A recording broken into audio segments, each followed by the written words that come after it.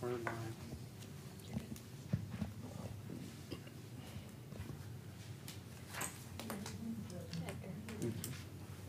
Is it on? I'd like to ask that anyone who brought their communication devices, please silence them for the meeting. And it is 7 o'clock, and I call to order this regularly scheduled meeting of the Xenia City Council on Thursday, August 9th, 2018. And I'd like to at this time introduce Pastor Andy Spencer to lead us in the invocation, followed by the Pledge of Allegiance, led by Councilman Wesley Smith.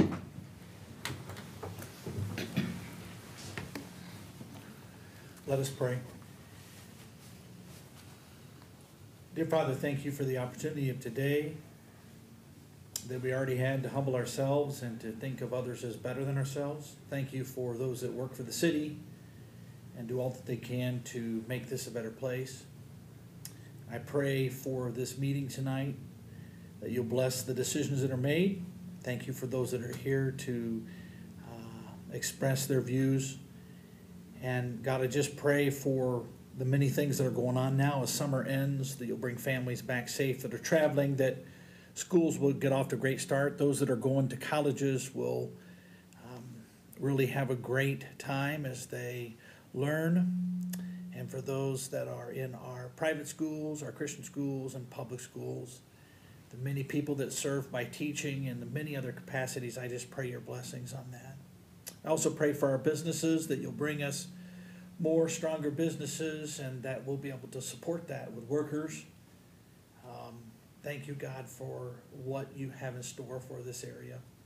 I pray that our dreams will be more than our memories, because whenever memories are greater on how great things were in the past for any organization or group, when those memories are better than the dreams, then the city or the organization's in big trouble.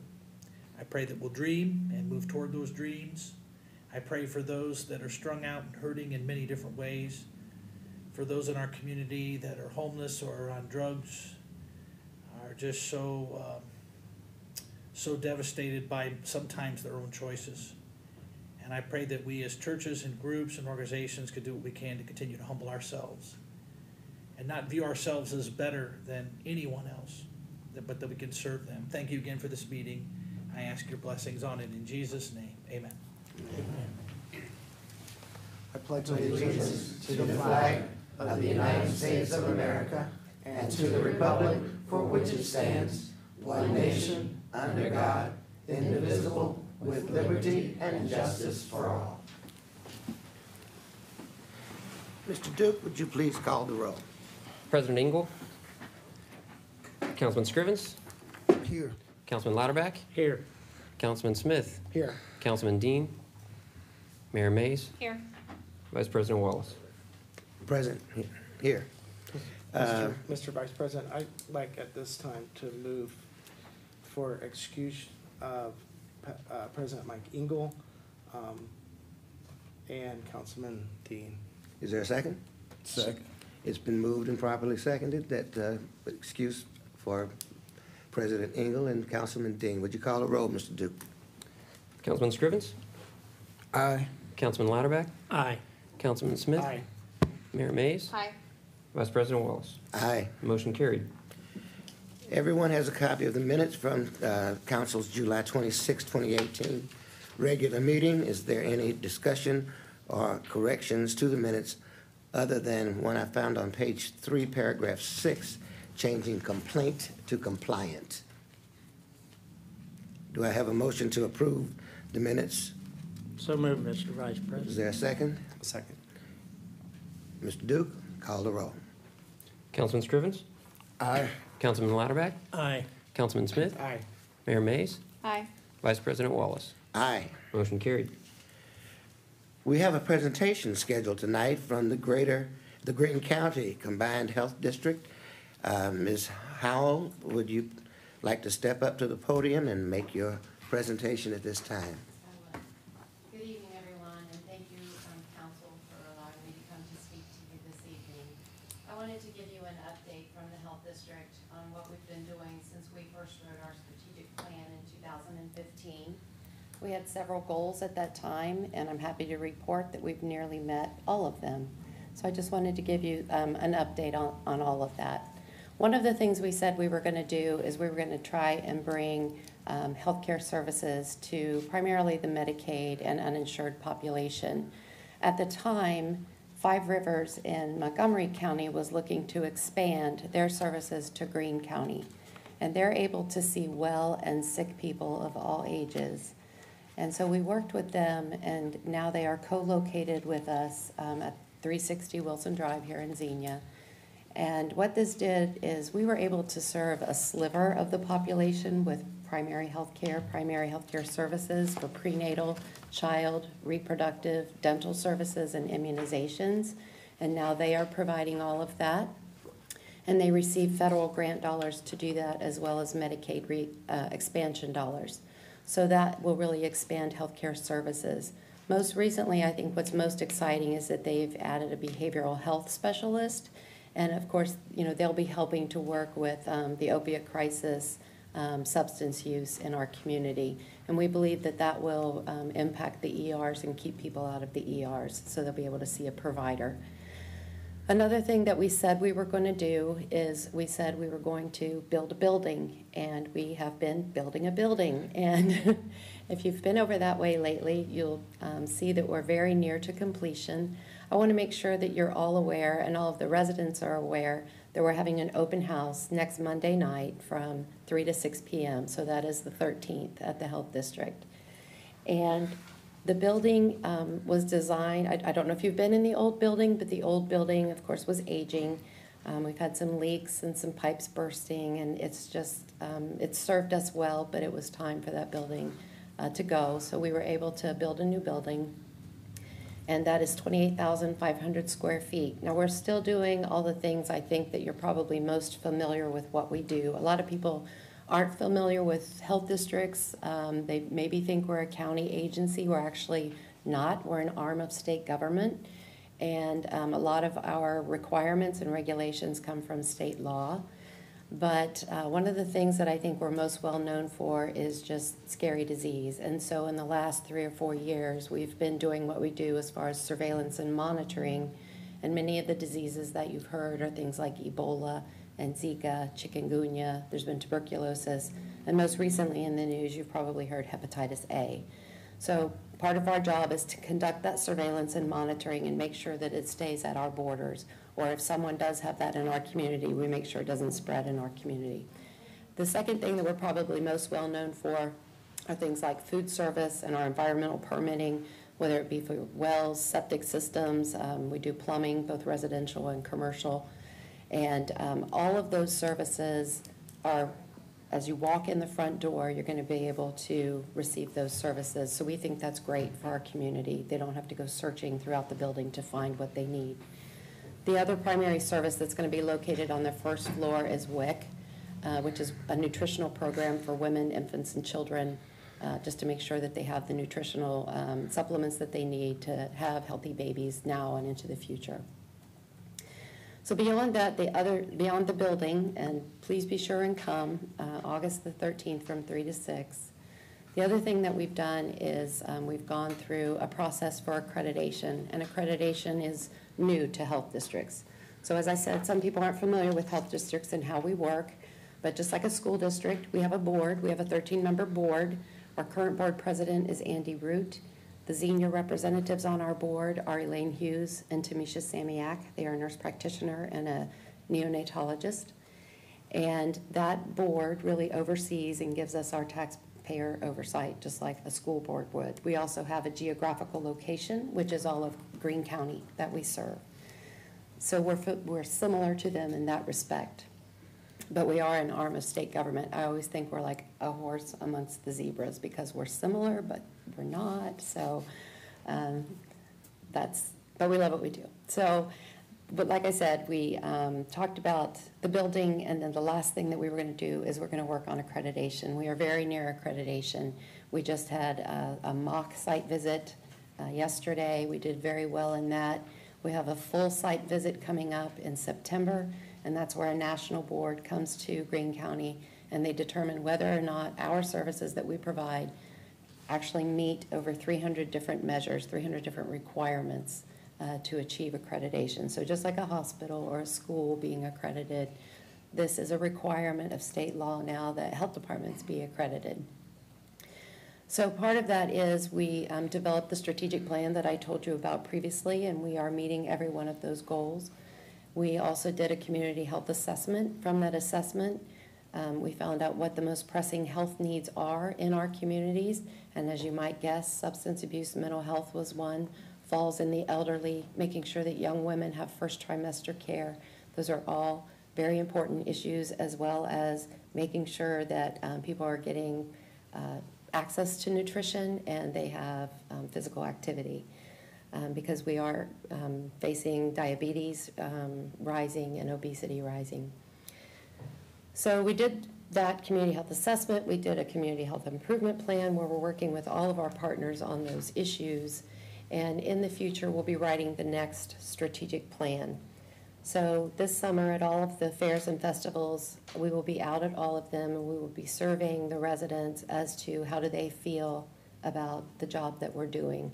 And it's just kind of a customer satisfaction survey. We're also surveying to see which services that they are using, whether it be birth and death, something like Help Me Grow, early intervention, if they're accessing those services, and how we can better provide those services to the community. So that's our update. Are there any questions from our colleagues of Ms. Howell? We thank you for Thank your you. presentation. It's very enlightening. We appreciate you. I look forward to seeing you. Bye. Thank you. Now's the time that council will hear comments from the audience. If you wish to address council, please step up to the podium and state your name and address for the record. And we ask that you limit your comments to not more than 3 minutes.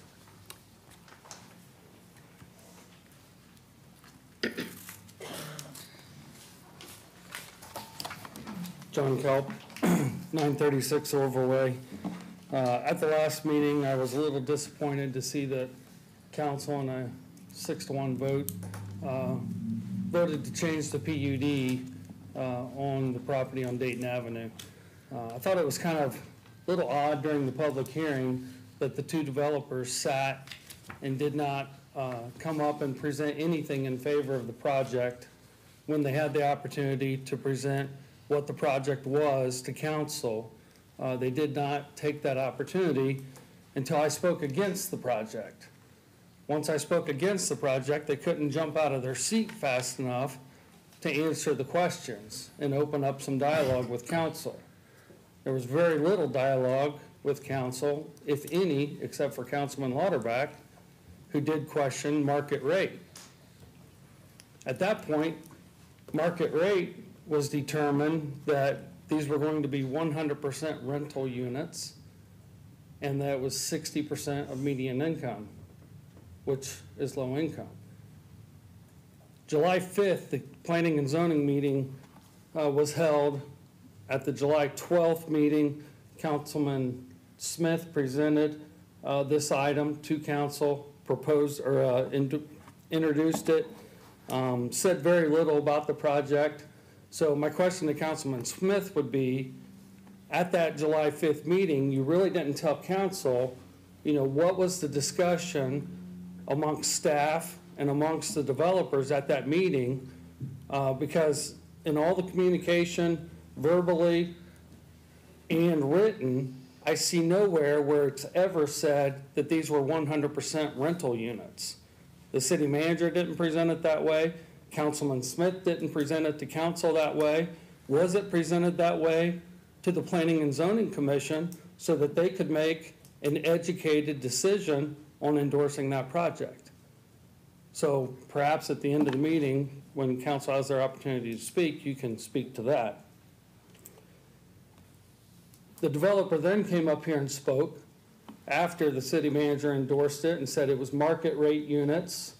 These townhomes were much needed in our community, presented a net positive effect for the community. Nowhere did he mention rental units. This project, 32 units, the whole time I was on council, was for sale units. So somewhere along the line, it did change. And nowhere in any communications that I've seen does it ever say rental units until Councilman Lauterbach questioned them on market rate. And then the developer said, no, these are 100% rental units at the last meeting. If I was still sitting behind that diocese, I would have jumped out of my seat. I would have asked the city manager immediately, what do you mean 100% rentals, 60% of median income?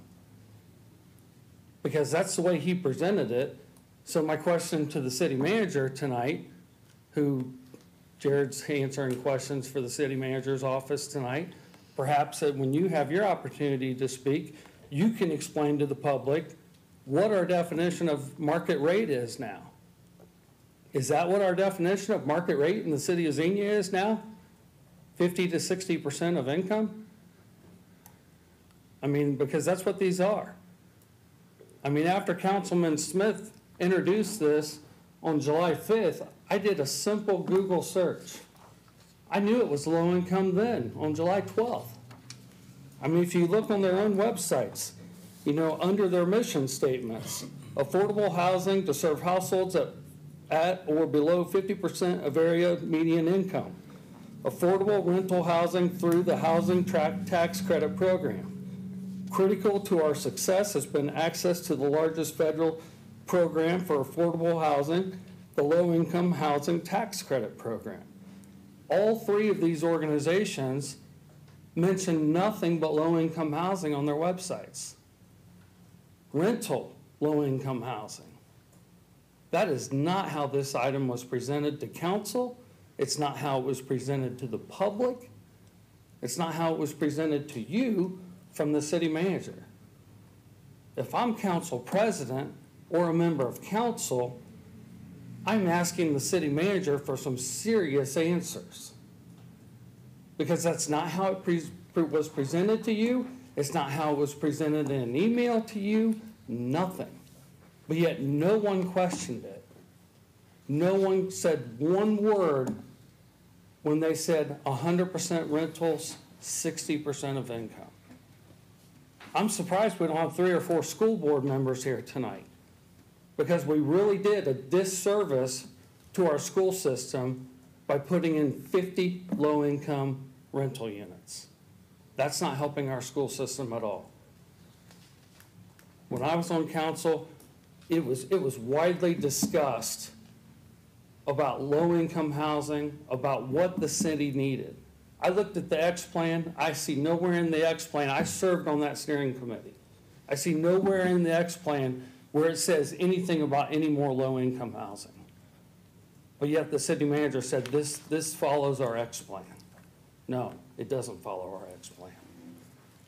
So I really would like to have some answers from Councilman Smith tonight and from our city manager on the definition of market rate and how this was actually presented to our planning and zoning commission so that they made an informed decision. has expired. Thank you.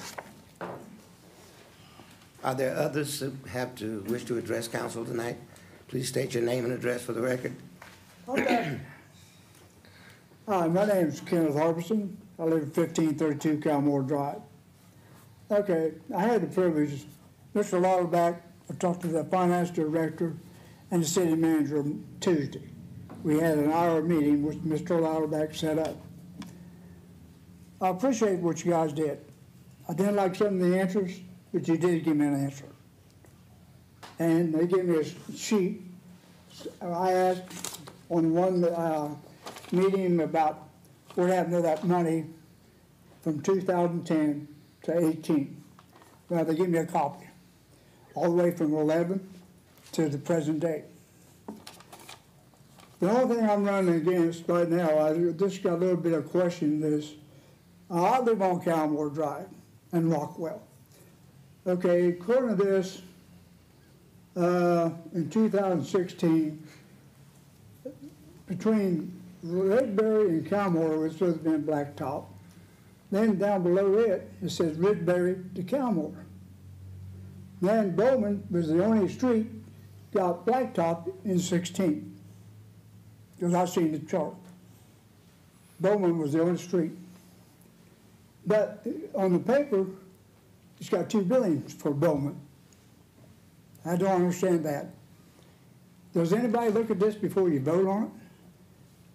I mean, I would hope, because, I mean, there's a lot of imperfections in this, all the way from 2011, all the way up till now.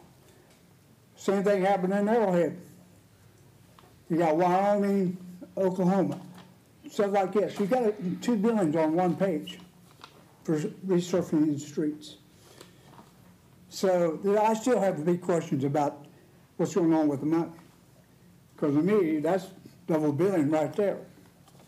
So you got down for 2016, $669,338.50. Book value, $6,350 and $587. Okay, now, still I ain't got the full answer yet. And I appreciate you guys giving me the time. I really do. I'm glad you set it up. Like I say, I didn't fully like the answers I all got, but they did give me an answer. Now, since the president of the council is not here, we do not need a roundabout on Church Street and Columbus Street, which Columbus Street is 35, old 35. Them red lights been down there for 50, 60 years. They're doing their job. If you want to spend the money or get a grant, finish getting the streets resurfaced in Xenia. We don't need to spend money for a roundabout that we don't really need in Xenia. Occasionally you have a semi come down old 35 coming into Xenia. They cannot go around a roundabout.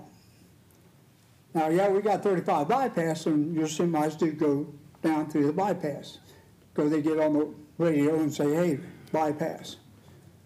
So but we don't need a roundabout. And we don't, I wish he was here because I don't live in Italy, but he made a comment. So Xenia don't need it. So I hope you guys take it in consideration not to have a roundabout because Xenia don't need a roundabout. We can't keep up with the Joneses. We don't need to keep up with the Joneses. Mr. Harbison, you have exceeded your time. Well, I seem like and you know what? Seems like I do that quite a bit here lately. Well, So, all right, I appreciate your time, and of course, I will be back when I got questions. we appreciate your comments, Mr. All Harbison. right. Thank you, sir. Thank you. Now we come to old business. The first item of old business is ordinance number 2018-23, the second reading. Is that gentleman? Oh, I'm sorry, sir. Thank you.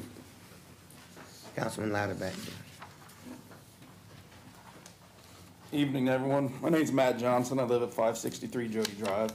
About a month ago, I was up here and told you that I hope the levy failed, that you guys are going to put on the ballot in November. I'm still at that point. I'd like to know, we had Pastor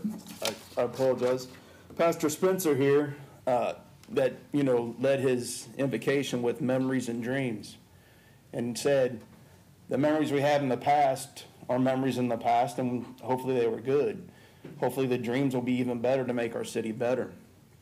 But you guys are now coming back to the city telling us that for the last 8 years, and I do appreciate everything that was said this past yesterday evening by Mr. Duke, by Mr. I apologize, Jared Holloway, and everyone involved that I spoke with yesterday at the ice cream, I call it the ice cream social. So the city mixer. But it kind of felt like it was scripted. It kind of felt like you guys wanted to tell people who had questions about this levy exactly what you wanted them to hear. You didn't tell us what we need to hear, and the fact of the matter is you wanted to tell me that since 2010, and you told this to other people too, because I was eavesdropping on everyone's conversations. But you want to pass the buck. You want to say that it's old administration. It's this, and this. And like I said to a few people yesterday, there hasn't been much improvement in the city of Xenia in the last 8 years. And I'd like to know where the money went. The only thing you guys have built is the building we're standing in. We have a splash pad. That's great. Got some new park things that, in regards to parks. The park was built up in Sterling Green. We appreciate that. Sterling Right Cycle Estate has a pond. I just realized you guys were paying almost as much to take care of that pond as you are taking care of the Shawnee Park Pond. And that was in last year's month's budget. But the fact of the matter is, in the last 8 years, you guys haven't done anything with streets. Gayhart was one of the worst streets that I have ever driven on, and it finally got paved after 8 years of people complaining. And you guys want to keep going back to the fact that it's past administration, but where'd the money go? The money's always been in the budget to fix the roads. I was happy to hear that you guys actually do have a street plan in regards to going out and taking care of the streets prior to going and actually paving them. But it's just like Mr. Harbison said, it seems as though you guys give us a list of maybe 12 to 14 different streets you're going to take care of, but then only 8 get taken care of because you guys decide to push money in other directions. I understand catch basins have to be repaired up in the States. Catch basins don't take 3 to 4 weeks to get repaired. You don't keep a hole open for 3 to 4 weeks and have kids fall in it. I know you guys have seen that. People have said, well, we don't like to be on Facebook. We don't want to get involved in Facebook. Mr. Ingles says it all the time. Well, I'm not on Facebook, but he sure does know what the hell's going on with Facebook all the time when it comes to the different community things that go on and are being said on Facebook. I think social media needs to be used by this council. You guys need to let us know how you feel, and you guys need to let us know what your opinions and your ideas are on these different issues when it comes to the roundabout, when it comes to the roads, when it comes to this PUD thing that Mr. Kopp's talking about. And I know it's not official yet. They haven't submitted plans for anything, but to go from 32 rentals up to 50 and it be low-income housing, it just doesn't make sense. So I don't agree with the fact that they've kicked the can down the street for the last 8 years. It's on this administration currently to fix it, and I don't think the levy is the way to do it. I don't think the middle-class people of this city should have to fund that because, yes, we have poor people, we have and we have rich people, but the middle class takes care of this whole city, and I understand that. But at the same time, you can't keep passing the buck to us. With that said, I'd like to just stop by saying that I don't know if you guys have thought this. How are people actually going to use our Y on the west side of town when we can't even get across Upper and Lower Bellbrook Bridge overpass? Are you guys going to install or have the state install sidewalks so people can safely get across that to get to those different places, to get to the Reach Center, so we can use that without kids getting hit? So I hope you guys take that into consideration. And at this point in time, I still hope that this levy fails, and I will hope and I will see, I'd like to see what the city is actually going to provide the citizens in regards to how you guys are going to present this to the city that we need to pass this. I don't see any mailers coming out. You guys have less than 3 months now to get that done, and I'd just like to see what's going to happen. So I appreciate your time. Thank you very much. Are there any other comments from the audience? At this time, we will have old business. The first item on old business is the second reading of ordinance number 2018-23, amending 1062 to be titled Street Banner Programs. May I have a motion to adopt ordinance 2018-23? So moved for passage. Mr. Louderback, is there a second? Second that. And Councilman Smith. Mr. Duke, would you please call the roll? Or is there any discussion? I'm sorry. Any discussion? No discussion? Mr. Duke, call the roll.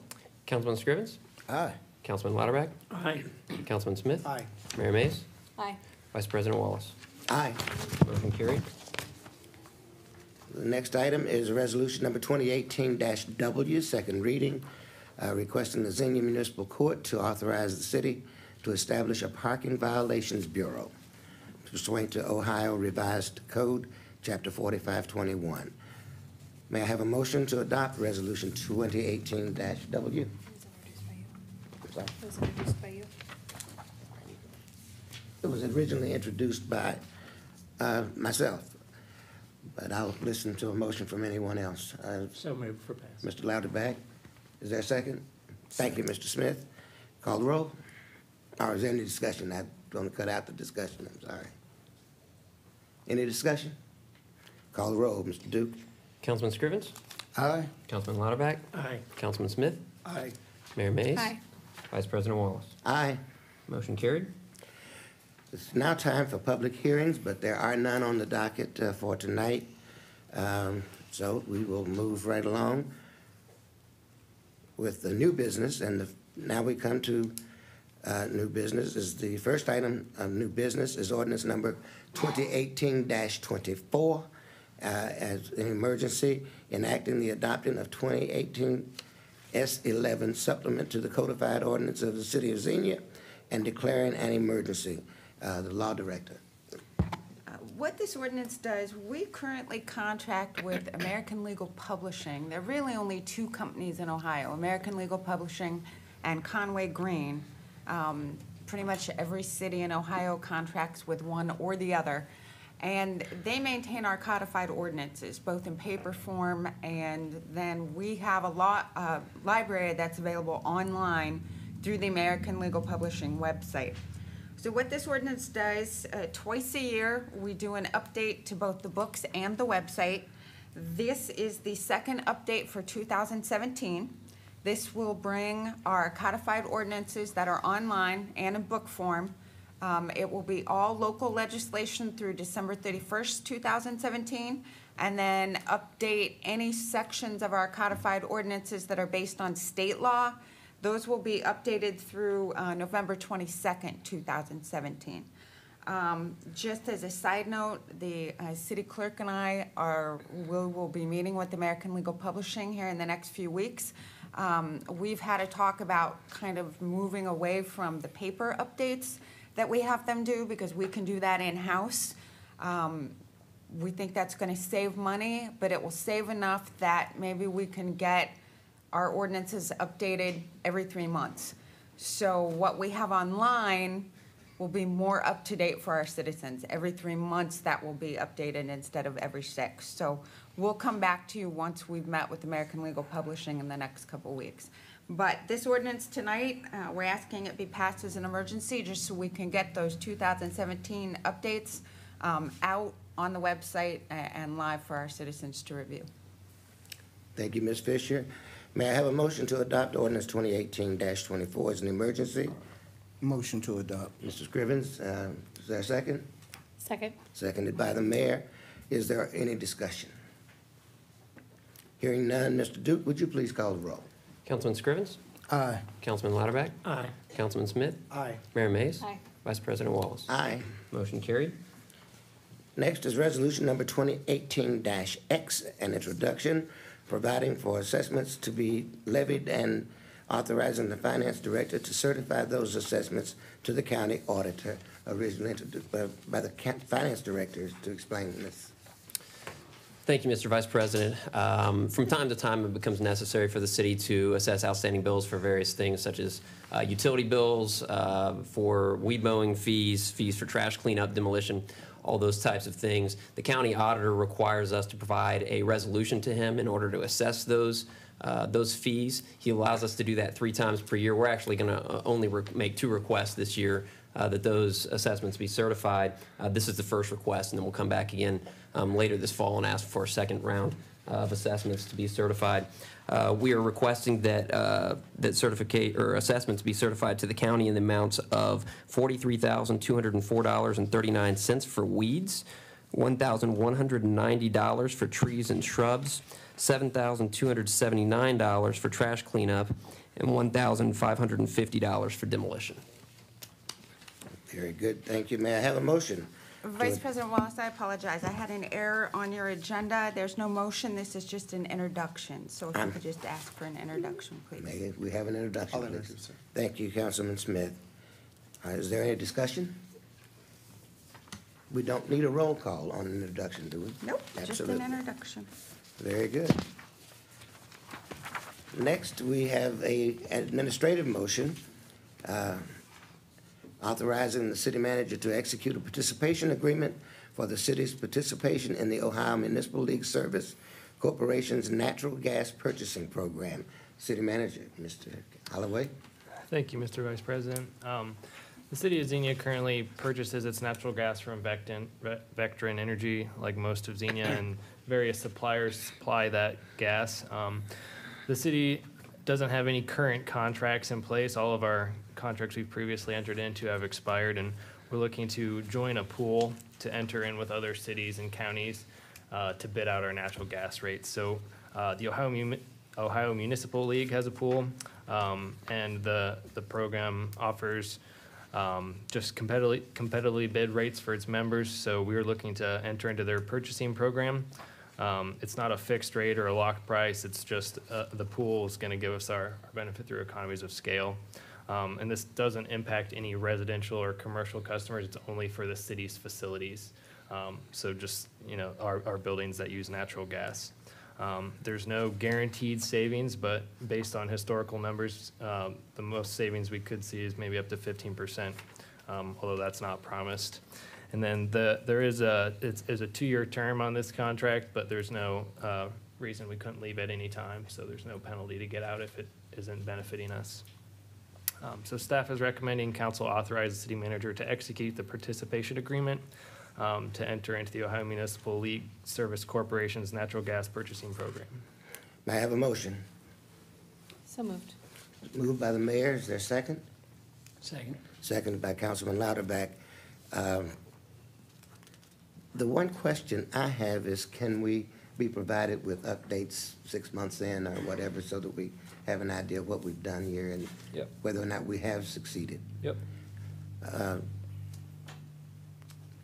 Do we need to? Yes, sir. Councilman Louderback. We did this, something similar for all the citizens when the electric aggregation. I would like to see the same for all the citizens of Xenia, not just the city. Correct. And I understand that it has to be a ballot issue. Yeah. So if you guys are saying you're going to say, the citizens got a big savings from the electric, at least 15%. If you're saying you're going to be reducing savings by 15%, I would like to see that open to all the citizens of Xenia. Yeah, so we've actually already passed a ballot measure. I think it was passed in 2008. And maybe 2 months ago, council authorized the city manager's office to essentially bid out rates to see if there would be savings for residents. So they're being bid out right now. So I think in a week or two, we'll know what the savings is, and we'll present it to you if you want to go ahead and move forward with that. But the citizens have already voted they're okay to aggregate natural gas. I thought that was for electric only in 2008. They did electric and natural gas both. Okay. Yeah. All right. So we currently have an electric aggregation. We don't currently have a natural gas aggregation, but we are checking to see if there's a savings there for the. Okay. Thank you. Yep. Mr. Duke, did I? No, the natural gas program was actually approved a little before the electric aggregation. I don't remember exactly what time, but at that time it just wasn't beneficial for the citizens, and so we didn't move forward with it. But Jared's correct; it has been to the ballot and approved. So if there is a possibility 6 months from now that the municipal league's aggregation is going to save our citizens money based on what they do for the city, we can revisit this. Yeah, these are two separate things. So the Ohio Municipal League's pool is only for city and county facilities. It would be a completely separate thing for the aggregation, but that is ongoing to see if there's savings right now. They're currently being bid out. And we continue to investigate that. Yep. Do we need to call the roll? Yeah, let's call the roll, please. Councilman Scrivens? Aye. Councilman Louderback? Aye. Councilman Smith? Aye. Mayor Mays? Aye. Vice President Wallace? Aye. Motion carried. The next item is an administrative motion authorizing the city manager to execute a contract for the purchase of 2019 Horton Medic Unit and accessories through the Ohio DAS Cooperative Purchasing Program from Horton Emergency Vehicles in the amount of $263,535.19. The city manager. Thank you, Mr. Vice President. The city currently has a medic replacement program established by the city manager's office and the fire division. And council's approved this through their approval of the 5-year capital improvement plan and that process. But over the past 5 years, we've had an increase in call volume of 9.2%, and we expect this trend to continue on into the future. We currently have a fleet of 5 medics or ambulances. We try to keep 4 of them in service at all time on a daily basis and have one for just reserved for if any of our medics go out of service for maintenance or other issues. 2 of the medics we have currently in our fleet were purchased in 2001 and 2003 and have 140,000 miles over 140,000 miles and over 12,000 hours of service. And they've had significant repairs just this year alone. Over the past 2 years, we've had over $45,000 in expenses related to keeping our medics operational. So the action needed tonight is just initiating the purchase of an ambulance, which would join our fleet in 2019. There's a 8 to 12 month order time, just depending on demand. So this medic would not be in Xenia until 2019. We wouldn't pay for it until 2019. This is just initiating the purchase. So staff recommends council authorize the city manager to execute the contract to purchase a 2019 Horton Medic unit and accessories, utilizing the State of Ohio Department of Administration Services Cooperation Purchasing Program from Horton Emergency Vehicles in the amount of $263,535.19. May I have a motion? Discussion. We need the motion before the discussion. So moved. Thank you, Mr. Louderback. Is there a second? Second. We've got Councilman Smith seconds. Now, time for discussion. Mr. Scrivens. I'd like to hear from the chief, just to get top-down perspective on this new equipment.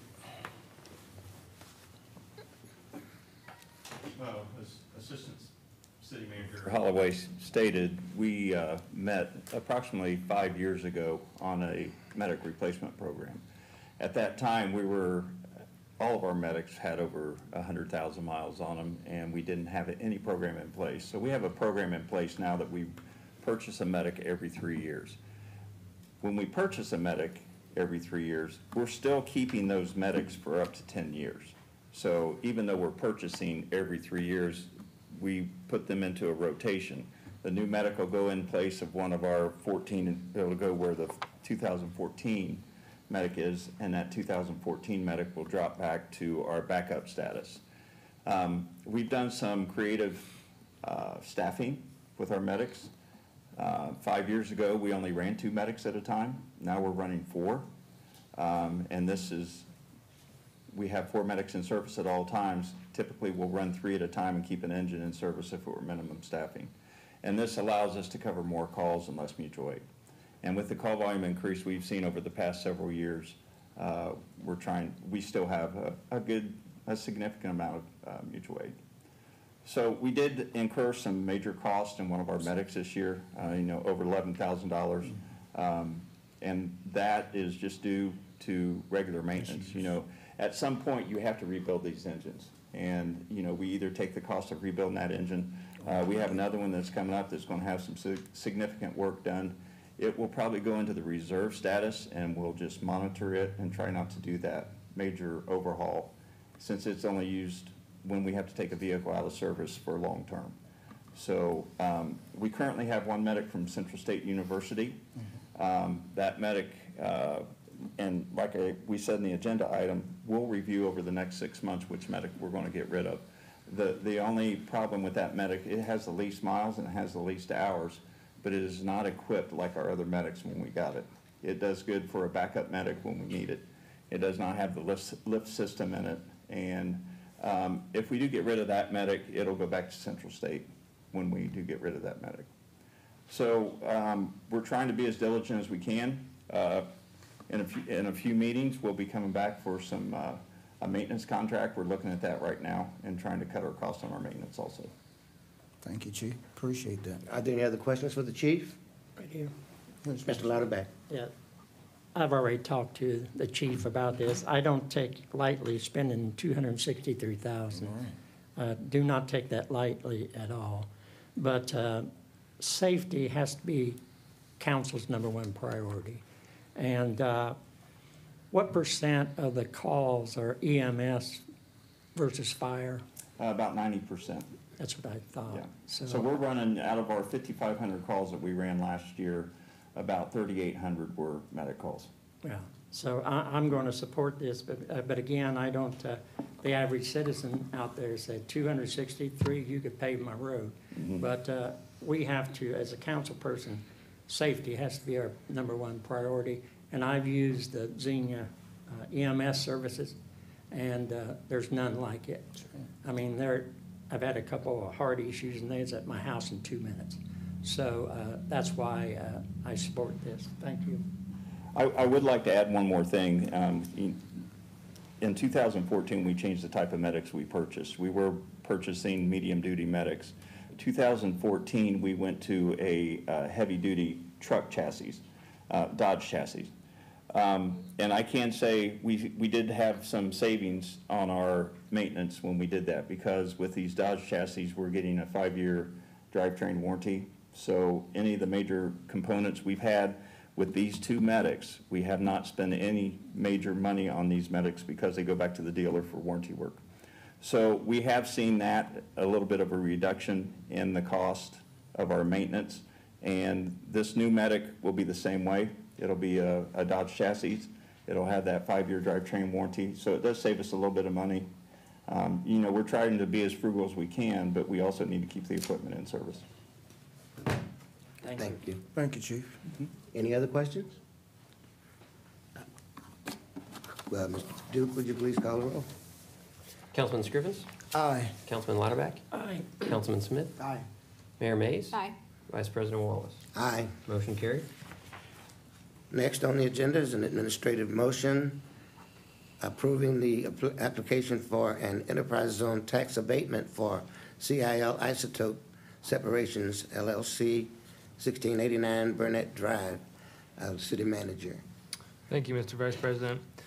CIL Isotopes has submitted an application requesting an Ohio Enterprise Zone tax abatement, and they're located on Burnett Drive in our industrial park, and I think they've been located there since 1987, and they've submitted plans for a 27,000 square foot expansion of their business at the industrial park, which will include labs, administrative offices, and warehouse space. And this project, they're estimating, will be about a $13.2 million project, adding many new jobs with a payroll of $660,000. The Ohio Enterprise Zone allows for 70% abatement for up to 10 years, and both Xenia Community Schools and the Greene County Career Center have been notified per the ORC. The City Economic Development Advisory Board, EDAB, has met July 31st. They met on this and unanimously recommended the approval. And staff recommends that council approve CIL Isotopes application and authorize the execution of the Ohio Enterprise Zone Agreement for CIL Isotope Separation as presented, and submit this matter to the Greene County Board of Commissioners for their consideration. May I have a motion? Well, in fact, I think I want to make the motion since I could not vote as the chair of the EDAB. I'll make the motion for council. Is there a second? I'll second it. Thank you, Mr. Scrivens. Mr. Duke, would you please call the roll? I'm sorry, discussion. This is a perfect example of expansion in the city, which is just as important to me as new business. Retention and expansion. This company provides good paying jobs, and it doesn't give a, do you have any idea how many jobs? I don't. Steve, do you happen to know? Councilman, the CIL currently has 29 employees, and they are projecting adding 10 new employees over the next 3 years, again at about a $660,000 additional payroll. Thank you. And that's, you know, you have to crawl before we walk. Every job counts. I mean, we all would like to hit the home run, see a company come in with 400 or 500 jobs. But to me, it's just as important retention and expansion. And this company, and there's been some people say we don't have any manufacturing jobs in the city, but we have several manufacturing jobs. Yes, sir, we do. I mean, I can go from Twist on down the line. So, of course, I'm going to support this, and thanks. Thank you. Mr. President. I'd like to thank the development director. When I first came a councilman, he had taken me around to the industrial park, and one of the main places that we really looked over was this Cambridge Isotope Laboratories and the strategic work that they are doing that everybody really is not privy to know about. So they're expanding. I'm happy. You got my vote. Others? Mr. Duke calls the roll. Councilman Scrivens? Aye. Councilman Lauterbach? Aye. Councilman Smith? Aye. Mayor Mays? Aye. Vice President Wallace? Aye. Motion carried. Next on the agenda is appointment of David L. Pendry to the City of Xenia Board of Tax Review. Mr. Duke. Thank you, Mr. Vice President. The city is required, according to the Ohio Revised Code, Chapter 718, to have a Board of Tax Review. Council has appointed members to that board. Unfortunately, our former city manager, David Spar, passed away, who was previously on that board, leaving a vacancy. Mr. Penry expressed interest in filling that vacancy when our accounts receivable manager reached out to several local tax preparers to see who may be interested in filling that vacancy. Mr. Penry is a lawyer who specializes in tax services and tax preparation and would be a great fit for the board. Awesome. May I have a motion? So moved. Moved by the mayor. Is there a second? Second. Second by Councilman Smith. Mr. Duke, would you please, is there any discussion? Is Mr. Pendry, does he live in the city of Xenia? He does not live in the city, from what I understand, but his business is located in the city, actually right over by the county building there, just across the street on Church. I understand, I know Mr. Pendry. My point is, in the future, I would like to see people from the city of Xenia appointed to these boards. Thank you. Thank you, Councilman Lauterbach. I, too, would support that notion and idea that we first give consideration to Xenia citizens. It's good that he's in business in Xenia, but, and obviously paying city income tax as a result of his business, but we have residents, I'm sure, who could handle that appointment. But we did reach out to, like I said, several local tax preparers. We did not get responses from anyone who actually lives within the city. We certainly would have given them very strong consideration had we gotten an application from someone who resides in the city, but unfortunately, we didn't receive anyone when we had reached out. Where was this posted at? Well, it wasn't posted. We actually made phone calls to local tax preparers. So any tax preparers that we were aware of here within the city, we called, told them about the vacancy and asked if they had anyone who would be interested in serving. But the citizens as a whole knew nothing about it. The new tax law, as the state has passed it, 718, is so complicated. It is so complicated. I think that's probably the reason that finance reached out to tax preparers. I don't know that an average citizen off the streets, I mean, it's unbelievable what the state has done with this new tax law. I don't understand what does that have to do with the average citizen on the street? It's really confusing. The Board of Tax Review, if you as a taxpayer want to appeal a decision that the income tax administrator makes, that Board of Tax Review is there to review that decision based under this new state tax law. So I know what most cities have done, at least starting out, is to try and get some professionals on that board who deal with this new tax law on a fairly regular basis, either tax preparers or local tax attorneys, because our citizens are the one that pay the income tax. It's best to have someone that really understands that reviewing their appeals. You can't tell me that in the city of Xenia, we don't have professionals that could not serve on this board. I think we just didn't have any interested this time around. I'm sorry? I think we just didn't have any interested this time around. Because it wasn't posted, nobody knew about it. If council would desire that we post that somewhere to see if we get inquiries from other residents, we certainly could. Our intent, as Ms. Fisher expressed, is to make sure that when an appeal is made, that the board's responsibility is to make sure that we've properly applied the law. Well, and it's just like some of our department heads, and some of you guys sitting up there don't live in the city of Xenia. That's a crawl. You should live in the city of Xenia if you want to serve the city of Xenia. Do you live in the township? I do live in the township. Where do you live?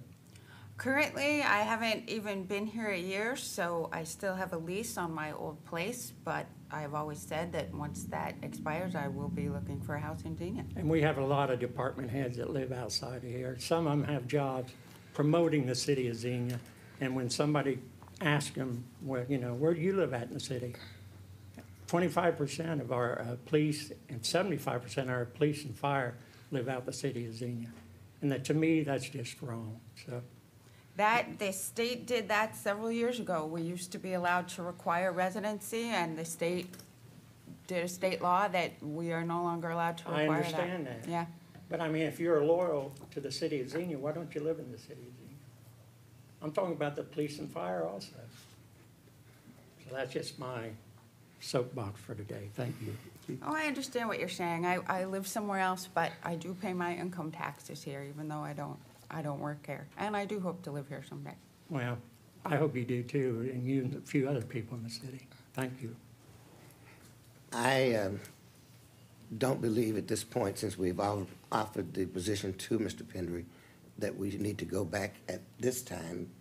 However, I want you to be cognizant of the fact that it's, I believe at least two members of council's desire that future appointments would be of people who live and work in the city. Understood. Any other comments? Call the roll, please. Councilman Scrivens? Aye. Councilman Lauterbach? No. Councilman Smith? Aye. Mayor Mays? Aye. Vice President Wallace? Aye. Motion carried. And the next item on the agenda is an administrative motion approving the schedule of bills in the amount of $276,277.84. Mr. Duke.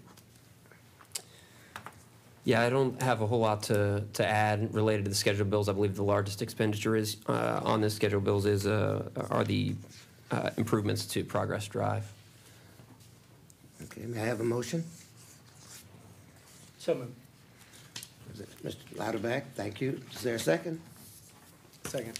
Thank you, Mr. Smith. Councilman Smith, are there any questions? Hearing no questions, Mr. Duke, call the roll. Councilman Scrivens? Aye. Councilman Lauterbach? Aye. Councilman Smith? Aye. Mayor Mays? Aye. Vice President Wallace? Aye. Motion carried. The next on the agenda is item reports of committees, Board of Zoning Appeals, Mayor Mays. Thank you.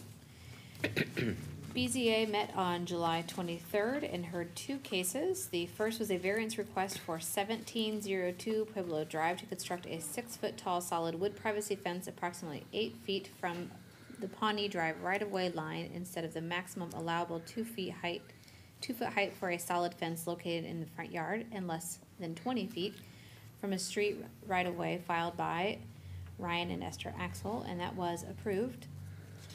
The second was a variance request for 789 Industrial Boulevard to install parking lot without required interior landscaping and with a driveway entrance that is 25 feet away from an existing driveway instead of the required 150 feet, filed by Ryan Howard. The variance regarding the interior landscaping was tabled until additional information is received from the applicant, and the variance regarding the driveway entrance was approved. And our next meeting will be August 27th. And I just want to remind folks that we are still looking for one more member. We are a commissioner short. Thank you, ma'am. The next item is a Traffic Commission report from Councilman Dean, who's absent, and the next is a Board of Recreation, Arts, and Cultural Activities from President Engel, who's absent, so we'll defer both those matters, Madam Clerk, to the next meeting. The August meeting was canceled, so Right. there's really no report to give. I'm sorry? BRCA was canceled in August, so there's no report to give, but I can reschedule the traffic commission report. Please, thank you. And Planning and Zoning, Mr. Smith. Thank you, Mr. Vice President. Okay, so the Xenia Planning and Zoning Commission meeting for 8/2 was canceled due to a lack of a quorum. It is rescheduled for Thursday, August 16th at 7 o'clock. 16th? At 6, you're right, 6 o'clock. Yeah, and it's hard to remember that. Last month, we changed planning and zoning meetings to 6 o'clock now instead of 7. Okay, so I was gonna wait till council comments to discuss the July Planning and Zoning Commission meeting, but I'll just go ahead and do it now since we're under that topic. Okay, so what council voted on at the last meeting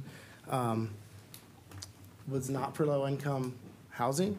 All council voted on was a revised concept plan for the developer. They'll have to come back if they get funding for it. They did not get funding over the last 3 years. And what we're talking about is the lot where the old Kroger's and Big Lots sat behind Dollar General. That has sat empty for many, many years. At least 3-4 years ago, it did come to council to build some townhomes on that property. That was voted on by all the council members and the former council member who addressed us tonight. That's in the minutes. Now, this is just a modification to this concept plan. And again, at the planning and zoning meeting, the developer did speak. They spoke, they gave us designs on that. And the reason why that's gone from 32 townhomes to 50 is they can't get financing for just 32.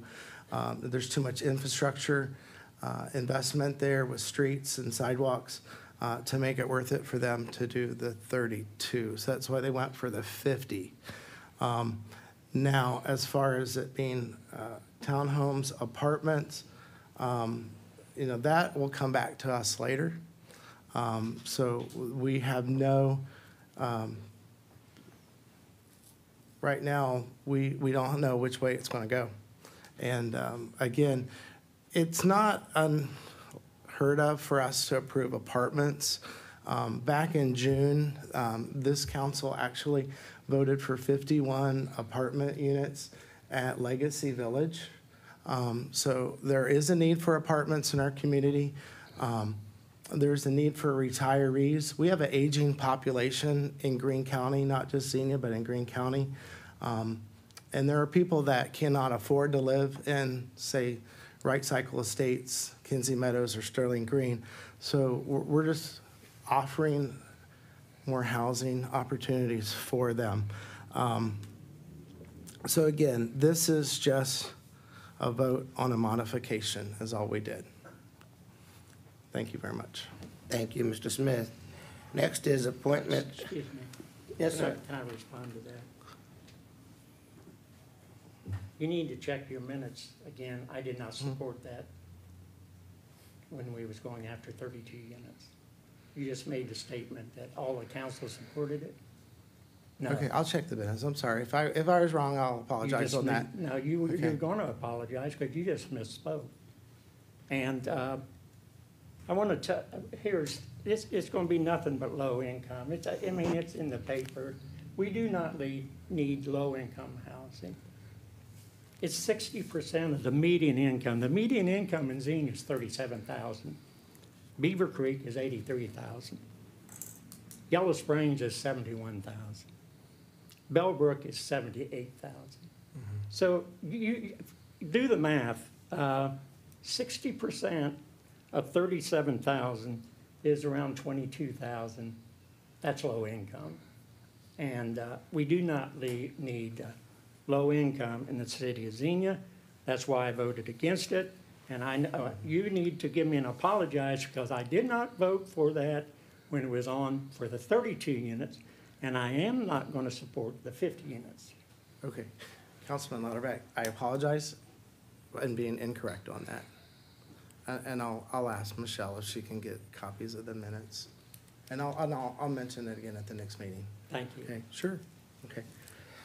But I'll just go on to say, I believe retirees have an opportunity to live where they want. I believe single parents, there's a lot of them out there. They deserve a break. It's really easy to point fingers at girls that are pregnant, decide to keep their children, You know, I'm not a fan of abortion. We talk to girls all the time, don't have an abortion, but yet we don't want them to live in our neighborhood. I'm sorry, I don't discriminate on race and income, and I won't in the future, but that's just my opinion, so. And I don't discriminate either. Okay, thank you. Mr. Vice President, if I could interject a comment that's not abrasive to anyone, is I approve this because Xenia needs housing. Everyone can't live at the top. People need housing. We need a diversity, a mix of housing, and if you don't want to live in it, you don't have to. But some person may want to live there. And I'm sure the owner of the property is going to be remitting taxes to the city. So the city's not at a total loss because of poor people. I think to come in here and to slam bam poor people is a bit disingenuous. I take exception to that. Well, are you referring to me? We're not gonna have. Yes, you are, and I resent that. We're not gonna have a dialogue between us on that. You've addressed your point, sir, and Mr. Griffin is Yeah, entitled to he address comes back with his. this poor people stuff. I've supported poor people all my life, sir. I'm not, Yes, you did are. I call your name? Gentlemen, You was referring to me, come on. I was not. Give me a little, give me I a was break. not. gentlemen, please. And you know I was not. And I know you were. I was referring to I've known you John. for a long I time, was Mr. referring to Scrivens. John. I weren't referring Well, to you don't John. refer to John either, because he's just like me. Okay, well, can I finish my statement? I don't care what you do. Allow him to do so, please. Like I said, I support a mixed bag of housing. We have housing for every stratum of a person who lives in Xenia. There are people who are rich, there are people who are not as rich, and there are people who are poor. And they all deserve a roof over their head. And if we are truly a city of hospitality, I don't see where we have a problem. And if you need an apology from me, I apologize. I don't need 'cause nothing. I don't need I nothing. didn't intend to Sir, offend you. I need nothing from you. You got that? Well, thank you, sir. And with that, Mr. Vice President, I yield back the balance of my time. Thank you, sir. Are there any other comments, or can we move on to the appointed officials' reports and council comments? City manager? Thank you. Just wanted to thank all those who came out for the council chat Tuesday. We had lots of staff and council members present, and hopefully everyone that came out got questions answered. And yeah, thanks for all those who came out, and thanks to the dairy station too for donating all the ice cream for that. The other comment I had is we had one of our public service employees in a car accident this morning, Rodney, so if you would keep him in your prayers as he recovers. Finance director? I'm sorry. I have something for the city manager. Okay. The flyers that we supposedly have an ordinance against, I got several phone calls from citizens. They're still throwing out the flyers. I had a comment on that, too. So what are we going to do about it? Did they call the police? Do you know? I don't know. Okay. I thought we had that settled here at council. I thought we was, the police was going to be advised. Why should the citizens have to call the police? Are you telling me every citizen called me, tell them to call the police? If you will give me their names and phone numbers, I will contact those citizens if they can let me know. It's all over the when city. that happened. Do you drive through the We'll city? get the police out. It's all over the city. I was going to comment on that. They've got, the police have to catch them doing it to be able to write them a ticket. In other words, So if I know a date and time, The ordinance we passed doesn't mean anything. They're just gonna keep doing I it. need some teeth. Thank you. I'd be happy to call those citizens if you would like me to. That's okay. Mr. Scrimmage, did you have? Yes, sir, I was going to comment on that very same issue. It would seem that if you're throwing these things out and you see one that's already there and has not been picked up from last week, why are you throwing another one out? And then again, another one. So I'm voting with Councilman Lauterbach on this one. You know, we have to have a way for the citizens to opt out.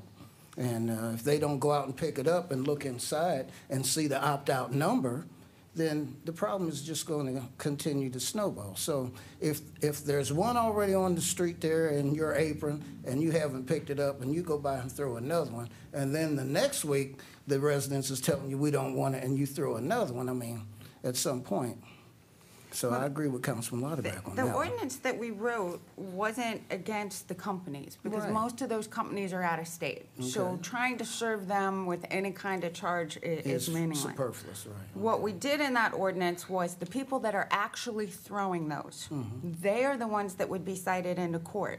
But the police can't cite them if they don't actually see them do it. Understood. So the goal is to try and learn what the route is, that we can have an officer there waiting that can write them a ticket when they see one of those come out of the window. That's the goal, to try and get it to stop. And unless we know exactly where they're doing it, it's gonna be difficult to do. Yeah, that would help, because then I can have the police department have officers there at the time. If we know date and street, that would be helpful. Thank you, Mr. President. Are there any other comments? I think, Madam Law Director, no, I think we had called on the Finance Director, and Thank you, sir.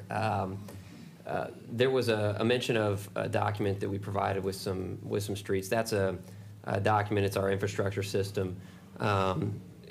We would have to get with engineering to figure out if that is a typo, or it could be that we were invoiced, 2 different times for that particular stretch of roadway, and so that's how it showed up and what engineering submitted to us. But we'll certainly look at that and see. What I can assure you is that is the amount that we spent on that particular street. I'm just not sure if this section, that there may be a typo of some sort there. So we'll check into that. There is detail out there on our website on what we spent in each year. It does detail what we spent it on, and there are some costs for catch basins in that report, but beyond that, the amount that we spend in each year is beyond the $500,000, even if you're not including those catch basin expenditures. So the city isn't using that $500,000 for any other purpose. We're using it for street rehab, and it's documented there in those reports. And if anybody has further questions, and I do appreciate Mr. Harbison's willingness to sit down with us and discuss those issues, we encourage that, and we'd love to sit down again and talk through any other questions that you may have and try to clear up any discrepancies that may be in question. Again, encourage people to go out to our website. There's a lot of good information out there.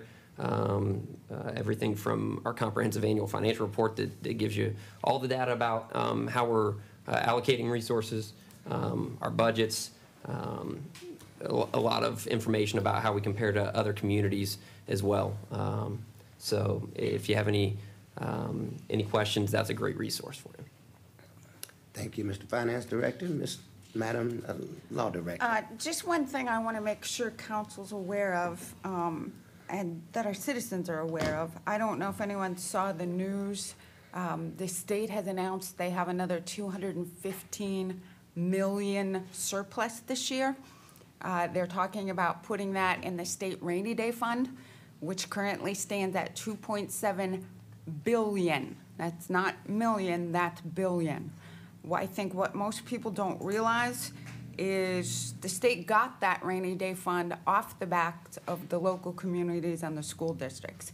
If you go back and look at the cuts that were made to the local government funds, they match what's in that rainy day fund. So this city, all cities across Ohio have really lost revenue. I would encourage you, I would encourage our citizens, write to your state representatives, write to the governor. That money needs to come back to the local communities for infrastructure improvements, to deal with the opioid crisis, which every community is dealing with. I don't know a city across the state that hasn't had financial trouble in the last 8 years because of the money that's been taken from us by the state. So we really need to push the state. The state sales tax, the state property taxes that you pay, the local government fund was always set up that money went to the state and it was then reallocated among the local communities. It's the local communities that provide fire, police, water, sewer, those services. The state doesn't provide any of that. Right to your congressman, right to the governor, let's try and get some of that money back to our community. What did happen with the municipal league's lawsuit? I mean, wasn't that some, a move last year, I believe it was, by the municipal league to address the state with some of their... The municipal league's constantly trying to get them to get some of that local government fund back. There's been a number of bills introduced that have failed. I believe what you're referring to is the lawsuit that was filed late in the year against the new state income tax law, and that fight is still ongoing. Okay. Well, it seems to me that if, in fact, no, it's not if, in fact, since the state has ripped the local governments off, it seems to me that the local governments need to be in court. We're not going to get any satisfaction from the legislature, which is evident in previous failed efforts.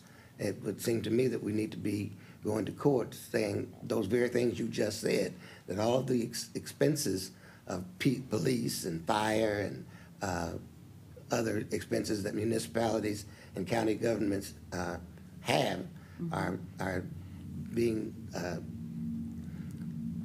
penalized because of efforts the state has done. I believe the courts need to be the route to go, and probably federal court, in order to address those issues. Well, not? It will be interesting to see because the state's about to tap out their rainy day fund. They won't be able to put any more money into it. Under state law, they're only allowed to put 8.5% of their general revenues into that fund. So it's going to be interesting to see what they do with the money after that, because they have not shown any willingness to give any of that back. Anybody, any other comments? Just as an aside, I had the opportunity to run into candidate Mike DeWine running for governor in Beaver Creek for the Beaver Creek 4th of July parade. And I talked to him.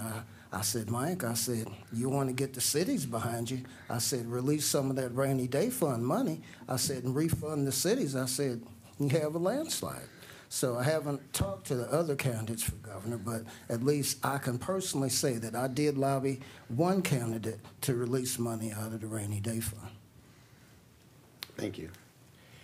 I was going to say this during our round table, but when we had our mayor's lunch this past Monday, and the representative from the governor's office was there, and that is a constant conversation that the area mayors have been having.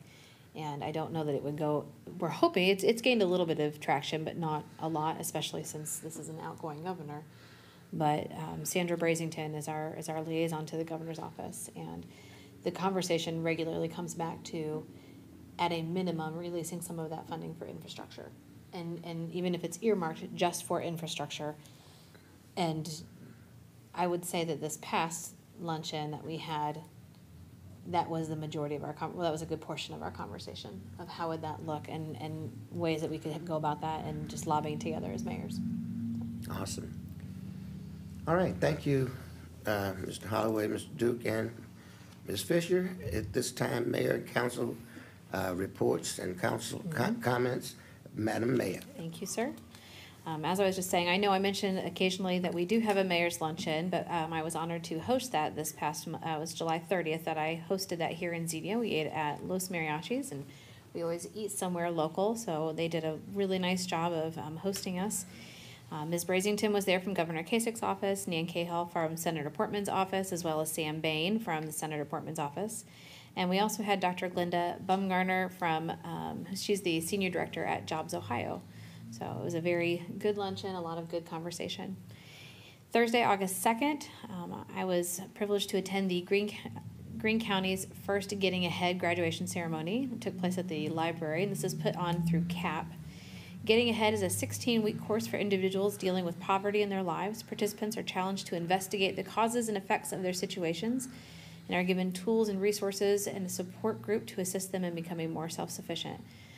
When I went to their graduation ceremony, I walked in the room and you could literally feel the pride beaming from these folks who participated in the program. That's 16 weeks is a long time for them to go each week and consistently participate to learn. And it was fun to be there. I was able to take my kids with me, and there was a lot of tears. Just people really excited about what they were learning, just really proud of themselves. So it was a neat day. Friday, August 3rd, I attended a meeting and a luncheon that was hosted by Central State University. It was a meeting of some of the leadership between CSU and our Xenia school systems. Dr. Lofton, Dr. Jacoby were present. A lot of discussion on how the schools and CSU can partner together and help some of our students succeed and take classes, how some of the CSU leadership can come to the Xenia City Schools and help at the actual school system. So it was a really neat conversation. Also on August 3rd, I was excited to go to the Fairborn Spark VIP event. Spark is a space that's going to be used as an incubator, a test kitchen for entrepreneurs, people who are looking to start their own business. There's a lot of business partnership that happens to see Spark actually get off the ground. So I went, one, to support them, but two, to learn about it and to see what that might look like here in Xenia, having a space like that here in Xenia. So it was really interesting. On Monday, August 6th, I went to the Colonel Young National Monument, where WCSU was working on a promotional video to help bring awareness to the radio station. We got to be a part of that. I know in our home we listen to WCSU quite regularly. It's a great station, and it's just a way to hopefully see it stick around for a long time. On Tuesday, August 7th, I participated in the council chat at the Coffee Hub, and I wanted to also thank the Hub for hosting and Dairy Station for donating the ice cream, and thank those who came. It's a good place to have conversation, and I know we say all the time here, it's hard to dialogue in a council meeting, but at council chats we can actually listen, talk, respond, hear people's concerns, comments, and it really does, I think all of us desire to see Xenia succeed. I think that that's all the direction that we want to head. We all have maybe different ideas of how to get there or what that looks like, but I think when we start with that foundation that we want to see good things happen in Xenia, we can have good conversation because of that. It takes all of us. It takes business owners, citizens. It takes the local government. It takes all of us coming together to these chats and actually having those conversations in order to build trust and rapport so that we can work together. So I hope that more people continue to come, that we continue to do these. And then tonight, the reason I was running a little behind, I went to the Chamber after hours. Gary Blevin's art, it was at his home, and had a chance to see his art, and it is truly phenomenal. So it's been a good 2 weeks. That's all I have. Thank you, Madam Mayor. Mr. Lauterbach. Thank you, Mr. Vice President. I just want to give a shout out to a new business in town. It's Courthouse Coffee. It's on East Main Street. It's in Parker's General Store. They have coffee and scones. They're going to expand. In the back right now, there's an antique business that he's moving, and they want to have that as a meeting room, which we need meeting rooms in the city of Xenia. So again, that's Courthouse Coffee, downtown Xenia. They have very good coffee. Thank you. Thank you, Councilman Lauterbach. Councilman Smith. Thank you, Mr. Vice President. Was able to attend the Greene County Fair last Friday, and that was a good time.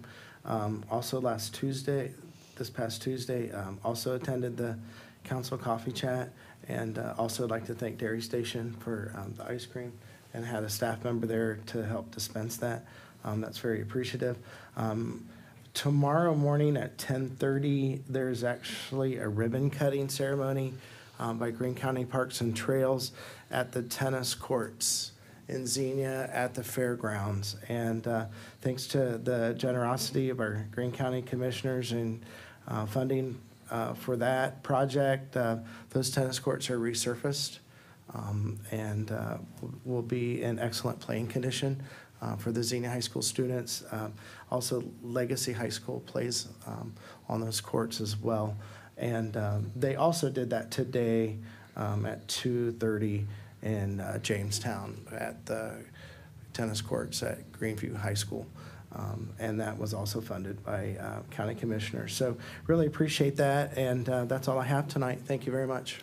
Thank you, Councilman Smith. Did you have something? I did forget something. I wanted to specifically congratulate Andrew Saraga, our former mayor's son, and he spent a week at Survivor Camp where he underwent 16 challenges, and Him and his other tribes voted him leader and winner. So it sounded like an exciting time, and I know our mayor was very proud of him, so I want to congratulate Andrew.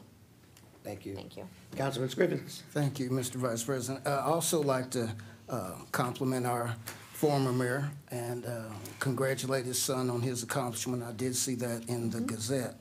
I also attended the Greene County Fair, especially the harness racing night, and I was able to take home a little bit of the Fair Board's money. The tennis courts, I'll be there for that because I play at those courts. Those courts are named in honor of Dr. Vivian F. Lewis, former health, physical education, and recreation professor at Central State. And it's so nice to have a serious set of tennis courts in Xenia. For those of us tennis lovers, it's been a dearth of places to play. Also would like to say farewell to Mr. Jim Johnson of Jim Johnson's Fine Jewelry. He closed his doors after, I think, 20, 30-some years. I met him when I first came back to Xenia back in 1988 and 89.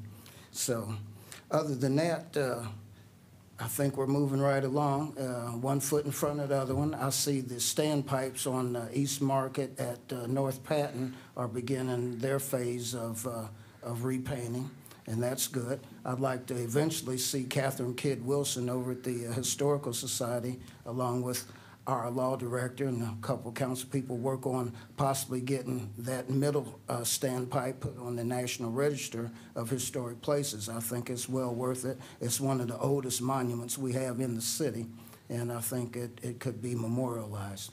With that, Mr. President, you're back to balance of my time.